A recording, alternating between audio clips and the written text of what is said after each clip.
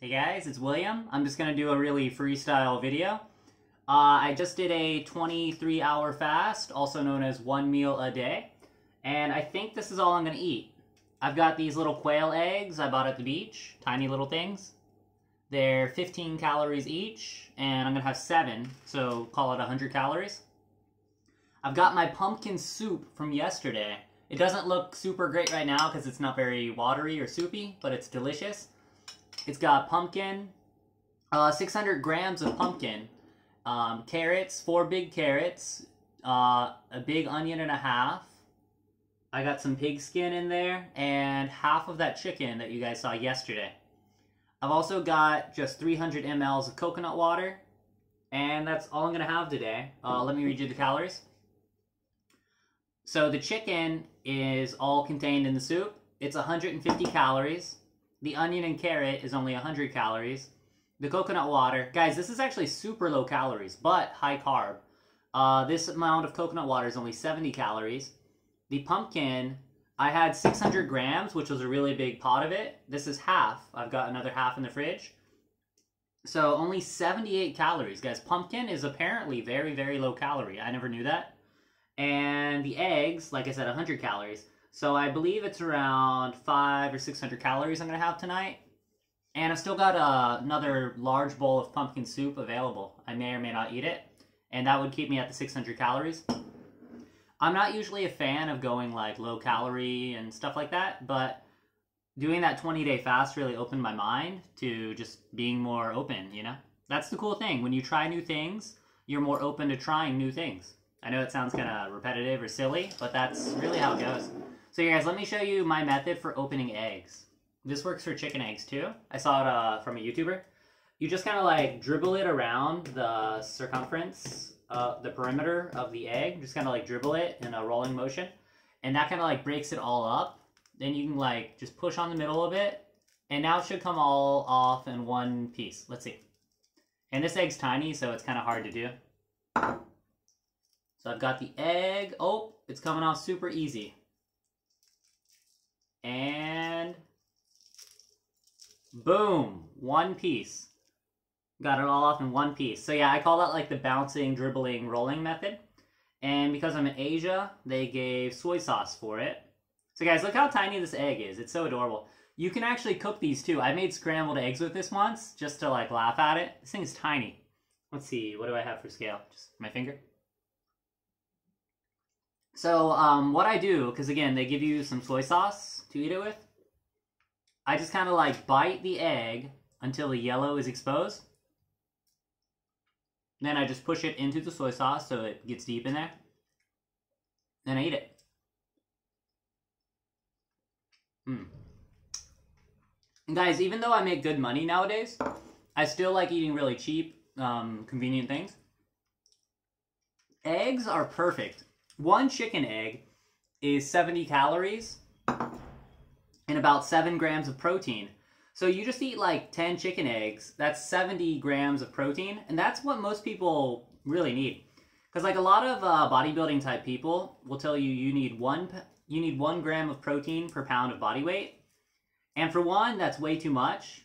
And for 2, I think you really just need to consider your actual lean body weight. So like you need to think like, what is your real lean body weight? Like not counting the fat, not counting the bones, things like that. So I think anything around 100 grams of protein a day is adequate. And I'm pretty good at working out too. So I think I have some expertise in that field. Here's another egg, gonna pop it. And these are like 75 cents for the little box of 7. All right, onto the pumpkin soup. This is how they sell it at the beach. It's so much plastic, but everything in Asia is pretty much recycled. Kind of like in America. They've just got like poor people that walk around and collect plastic from bins and all that. So everything is 100% recycled. Alright, so here's the pumpkin soup. Again, if I like pureed it or blended it, it would look more like YouTube fancy appropriate. But it tastes good, and I kind of like thick anyways. Like, I always like pulpy orange juice, you know, like with the little seeds in there. This is good. I've got some pork skin right here. I love the texture of pork skin. I've got a whole lot of chicken in here as well. That roast chicken I bought yesterday. I know everything just looks like orange right now, but that is chicken.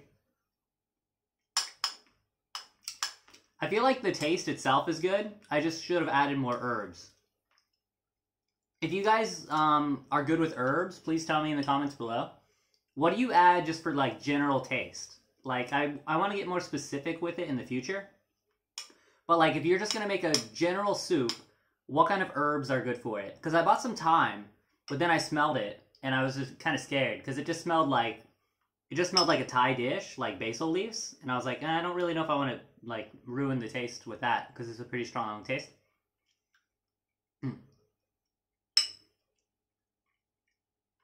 But back to the fasting. Let's see, I drank all of this. This is 1.25 liters, so I drank half this amount. And I'm definitely going to drink this beautiful coconut water. So I'm probably going to have less than a liter of liquid today. And my weight, let me tell you about my weight. I'm really happy right now. It was like 83 yesterday, and right now it's still 80. So it went down since yesterday. I think 80 is kind of like my true weight right now, and I'm pretty okay with that. I mean, obviously I want to get my abs back, but it's interesting. I was looking at Facebook just yesterday, and you know how they have those like stories from a year ago or 5 years ago? It was 1 year ago, and I posted a picture of me showing my abs, and like my face is super lean when I have abs, like. And I wrote on the caption, oh no, my ugly fasting face. And then I was just thinking to myself, I complain no matter what. When my face is puffy, I complain. Right now, I complain because it's just a little bit too fat. And even when like I'm at 73 kilograms, 160 pounds with abs, like good 4-pack, 6-pack, I complain apparently. So that's just something I'm learning about myself.